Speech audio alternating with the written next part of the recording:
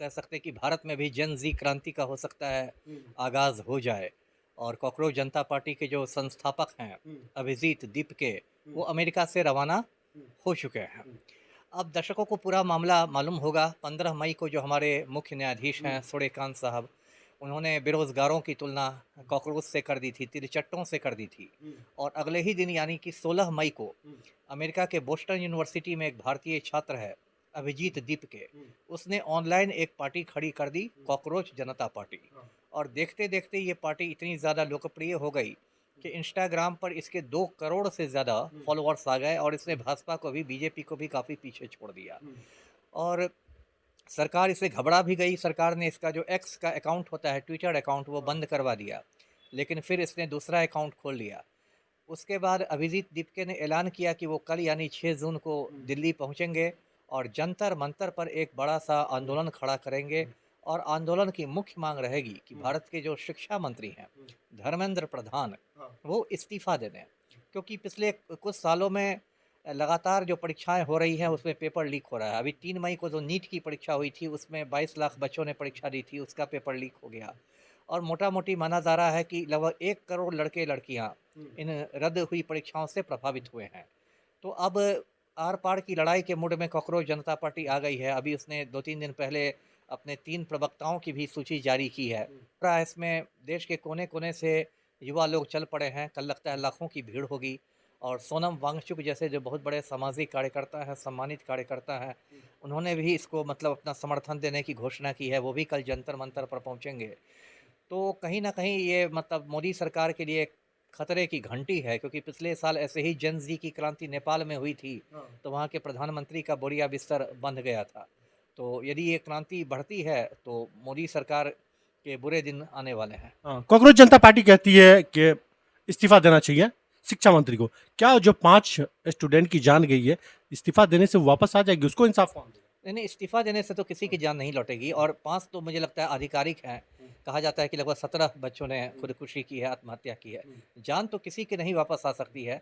लेकिन हाँ, एक जनतंत्र में, एक स्वस्थ जनतंत्र में जो हुँ, मंत्री हों, प्रधानमंत्री हों, हुँ, सबका एक नैतिक दायित्व हुँ, रहता है कि आप सिर्फ़ कुर्सी पर जो चिपके हुए हैं, कुर्सी के लिए नहीं चिपके हुए हैं, हुँ, आप जनता की सेवा के लिए चिपके हैं। तो कायदे से तो धर्मेंद्र प्रधान को बहुत पहले से इस्तीफ़ा दे देना चाहिए, हुँ, नैतिक आधार पर कि एक शिक्षा मंत्री के रूप में मैं विफल हो गया हूँ। हुँ, लेकिन ये लोग तो जिसको बिहार में थेथर कहते हैं, थेथर किस्म के लोग हैं। कुर्सी से चिपके हुए हैं फेविकोल लगा के। हुँ, तो जब आप चिपक जाइएगा तो फिर तो आपको धक्का देके ही ना उतारा जाएगा। हुँ। जी।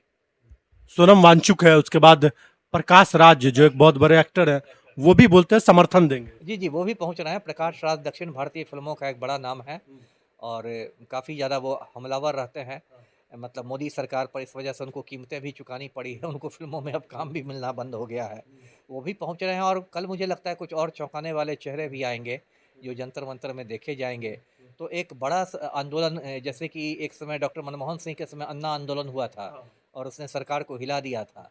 उसी तरह का एक बड़ा आंदोलन ये होने वाला है, कॉकरोच जनता पार्टी का आंदोलन। जी। कॉकरोच जनता पार्टी के जो प्रवक्ता हैं, उसका लिंक बताया जा रहा है कि वो पहले आम आदमी पार्टी में थे। देखिए, तो इसमें क्या आतंकवादी संगठन में नहीं ना थे। मान हुँ, लीजिए कोई था ही आम आदमी पार्टी में, तो अभिजीत दीपके भी आम आदमी पार्टी में थे। हुँ, तो क्या हो गया? आम आदमी पार्टी कोई आतंकवादी संगठन तो नहीं है हुँ, कि उससे आप जुड़ गए तो आप गलत आदमी हो गए। वो एक राजनीतिक पार्टी है, पंजाब में उस पार्टी की सरकार है, हुँ, उस पार्टी का मुख्यमंत्री है। हुँ, तो यदि वो थे ही तो इसमें क्या भूकंप आ गया? हुँ, उनकी स्वाधीनता थी, वो थे हुँ। तो थे। जी। तो आम आदमी पार्टी से विचारधारा मिलती-जुलती है ना, आम जनता की विचारधारा कहाँ है? नहीं, नहीं, ये जो मुद्दे उन्होंने उठाए हैं, हुँ, मतलब कॉकरोच जनता पार्टी ने 5 बड़े मुद्दे उठाए हैं। हुँ, पहला मुद्दा है कि किसी भी रिटायर्ड चीफ जस्टिस को राज्यसभा सदस्य नहीं बनाया जाएगा। हुँ, दूसरी मांग है कि कहीं भी देश में वोट चोरी होगी तो मुख्य निर्वाचन आयुक्त को गिरफ्तार किया जाएगा। हुँ, तीसरी मांग है कि गोदी मीडिया के चैनलों के लाइसेंस रद्द किए जाएंगे। चौथी मांग है कि महिलाओं को 50% आरक्षण मिलेगा। हुँ, पांचवी मांग है कि कोई दल बदलू नेता को अगले 20 वर्ष तक कुर्सी नहीं मिलेगी। हुँ, तो ये तो कोई आम आदमी पार्टी की मांग नहीं है, उसका हुँ, कोई कॉपीराइट नहीं है। हुँ, ये मांग तो हिंदुस्तान की आम जनता की मांग है। एक आम आदमी भी महसूस करा हिंदुस्तान का कि ये होना चाहिए हुँ। और उसी की बात को मतलब सामने रखा है कॉकरोच जनता पार्टी ने। जी। इस आंदोलन से जो प्रोटेस्ट किया जा रहा है, इससे कितना फ़र्क पड़ने वाला है? बहुत बड़ा फ़र्क पड़ेगा। हुँ, वो तो देखिए कल देखना होगा, दिलचस्प होगा कि कितनी भीड़ आएगी। देखिए फ़र्क हुँ, तो ऑलरेडी पड़ चुका है। हुँ, सरकार तो घबरा चुकी है। अभी देखिए सीबीएसई के चेयरमैन को सरकार ने हटा दिया हुँ, है ना? तो हुँ, क्यों? ऐसे ही हटा दिया? हुँ, प्रेशर है। हो सकता है आज शाम होते-होते खबर आए कि धर्मेंद्र प्रधान जी का भी विकेट डाउन हो गया, है ना? यदि मोदी जी ज़्यादा ही घबरा गए तो आज शाम तक धर्मेंद्र प्रधान का भी इस्तीफ़ा माँग लिया जाए। फ़र्क तो पड़ेगा ही, क्योंकि देखिए ये युवाओं का जो गुस्सा है, वो गुस्सा तो बहुत महँगा पड़ेगा। भारत एक युवा देश है, यहाँ लगभग 65 करोड़ की आबादी युवाओं की है। तो उसको आप खाली बात बना के कि हमने विश्व गुरु बना दिया, तो अमृत काल हो गया, तो रामलला की प्राण प्रतिष्ठा हो गई, तो ये हो गया, तो डंका बज गया, जादू चल गया। ये सब कितना दिन जुमलेबाज़ी पर सरकार चलाइएगा? जी। लेकिन बहुत सारी जो जनता है और बहुत सारे युवा है वो बीजेपी को ही सपोर्ट करते हैं। ठीक है, लेकिन भूत उतरता भी तो है। इतना ज़्यादा सपोर्ट है तो आपको लोकसभा चुनाव में क्यों नहीं आपको बहुमत का आँकड़ा मिला? पिछला जो लोकसभा चुनाव हुए 2024 में भाजपा ने नारा दिया था अब की बार 400 पार। अब तो 240 पर अटक गए, है ना? 272 भी आपको नहीं मिला, सामान्य बहुमत भी नहीं मिला। आपको चंद्रबाबू नायडू और पलटू राम के रामो क्रम पर सरकार चल रही है। तो यदि इतना ही आपको सपोर्ट था तो आप 400 पार कर लेते। देखिए उतना सपोर्ट इन लोग को है नहीं जितना इन लोग का एक भौकाल इन लोगों ने बना के रखा है। जनता में गुस्सा है और वो गुस्सा निरंतर बढ़ता जा रहा है। जिस तरह से 12 साल बीत गए, मोदी की अब खबर आ रही है कि 200 टन सोना इन लोगों ने बेच दिया है ना? आम आदमी तो पिसा गया है महंगाई में, भ्रष्टाचार में, बेरोजगारी में। ये अपना औरतों को मेलोडी चॉकलेट खिला रहे हैं।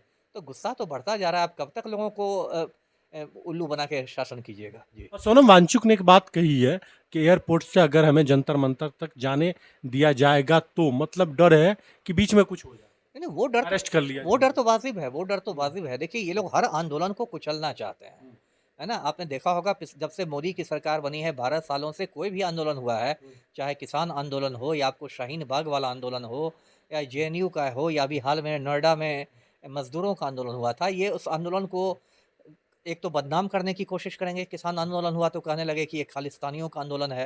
नोएडा में मजदूरों का आंदोलन हुआ तो ये अरबन नक्सलों का आंदोलन है। जेएनयू के बच्चे करते हैं तो ये टुकड़े-टुकड़े गैंग है। और उसके बाद किसी को जेल में फँसा के, किसी को ये करके, लेकिन सोनम वांगचुक लोग तैयार हैं। अभी तो उनको 6 महीना सरकार ने जेल में रखा था ना, राष्ट्रीय सुरक्षा कानून में। तो ये लोग तैयार हैं कि ठीक है आप हमको जेल भेजिए।